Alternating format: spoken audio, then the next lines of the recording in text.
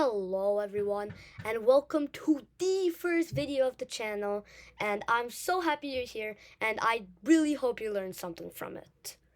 Now, this topic is about Algebra 1, which is a broad subject which contains many lessons, as I like to call them.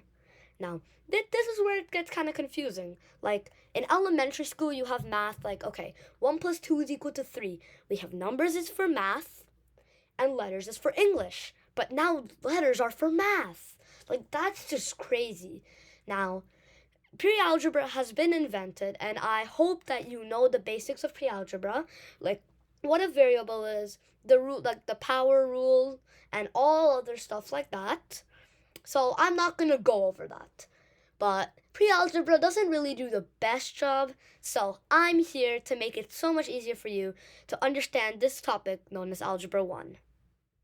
Well, let's start into the first lesson. This is power expressions and power equations, as shown on my screen. Now, power expressions don't have an equal sign. That's why they're called expressions. But power equations do have an equal sign. Now, if you look on the board, we have screen. We have a couple of things, like we have x squared y to the 6th divided by xz, y to the power of negative 2 times x to the power of 5, and 5a to the 7th b. Now, these are power expressions. These include variables, but they don't have an equal sign or anything to the right of the equal sign. Now, this is power equations. Power equations, of course, they have variables, they have powers, but they have something to the right of the equal sign. And heck, they even have an equal sign. So I honestly think that's pretty crazy, and you should definitely know the distinction near them. Now, this is 9x squared is equal to 36, 5y cubed is equal to 125, and z divided by w is equal to 12. Now, z is also called z by some people, so if you're kind of confused, just know that z, z, they mean the same thing only. Now, that's pretty simple, right? Good, you should understand this. Now, let's delve into each topic deeper, starting with power expressions. Now, of course, these don't have an equal sign, blah, blah, blah, but these normally, if you see them in problems in an algebra textbook, these need to be simplified. Alright, so let's take this one right here. Okay, now x squared y to the 6th divided by xz. Now, we have three variables here. Am I not right? So, we have x squared divided by x, alright, times y squared, y to the power of 6 divided by z. I'm doing that so we have one equation. We have one like part of the equation or expression. I should definitely learn it. That has only x's, and that can be simplified. The simplified form, let me just show you in a minute.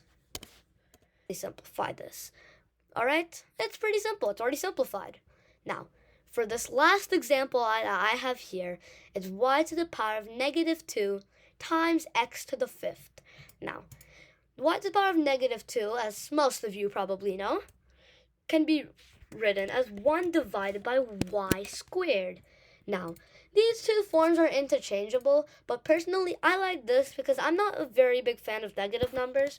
So if you ask me, I would probably write it as this, x to the 5th divided by y squared. But this is perfectly fine. It's just your personal preference at that point. I don't think math teachers will be that picky.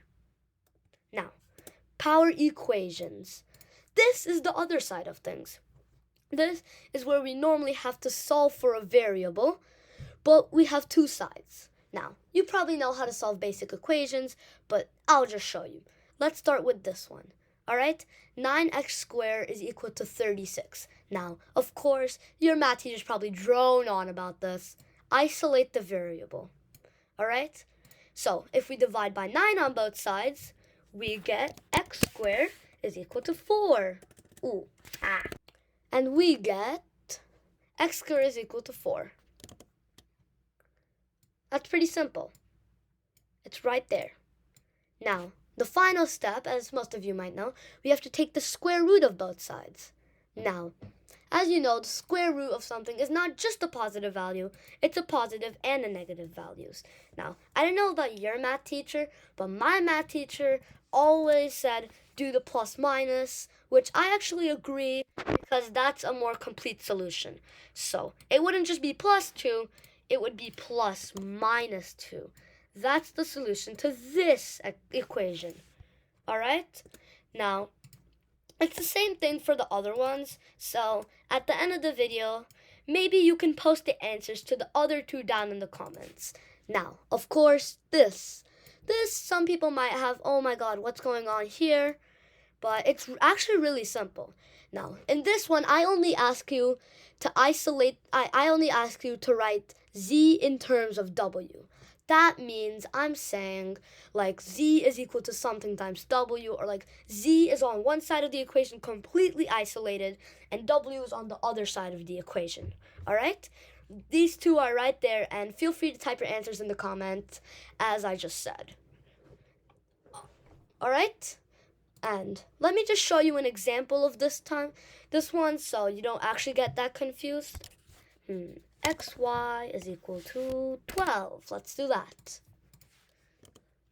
Alright, now it's good I have the zoom then. XY is equal to 12, right? Now, what happens with this is very simple. Let's say I want to write x in terms of y. So, y would be on one side of the equation, x would be on the other, isolated just on its own. We will just have an x and then we'll have something with y. Now, of course, we divide y on both sides. Yes, you can do that with variables. So x is equal to 12 divided by y. That's really simple. It's simple as that. X is equal to 12 divided by y. Well, I hope you enjoyed the first lesson of this series, and I hope you like and subscribe if you really like this video. And of course, leave your answers down in the comments, and it would be really helpful if you also follow. Thank you so much for your time, and see you next time.